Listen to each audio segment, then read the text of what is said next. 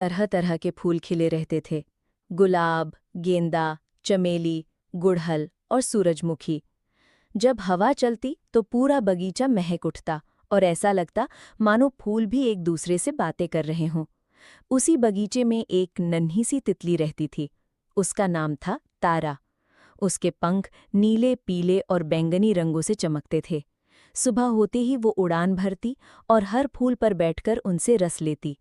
फूल भी उसे बहुत प्यार करते थे, क्योंकि तारा जहाँ बैठती वहाँ की खुशबू और भी बढ़ जाती। तारा का एक सपना था।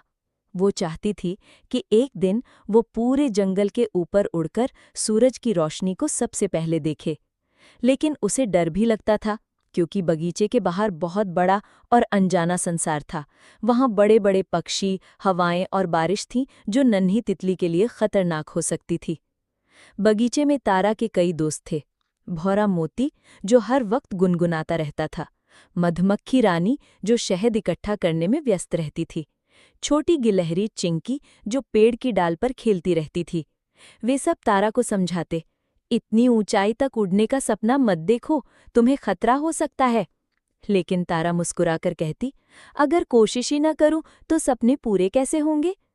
एक दिन मौसम अचानक बदल गया। काले बादल छा गए, हवा तेज होने लगी और बारिश बरस पड़ी।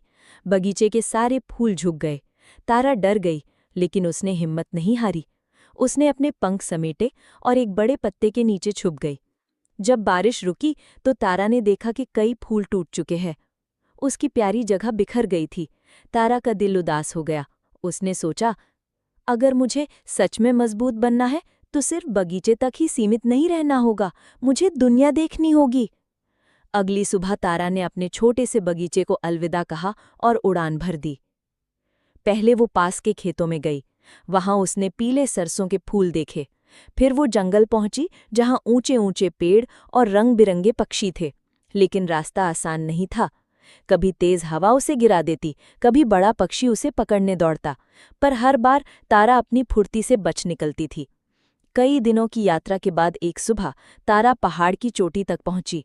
वहां से सूरज निकल रहा था। आसमान सुनहरी रंग में रंगा था। तारा ने पहली बार अपने सपने को सच होते देखा। उसने खुशी से अपने पंख फैलाए और नृत्य करने लगी।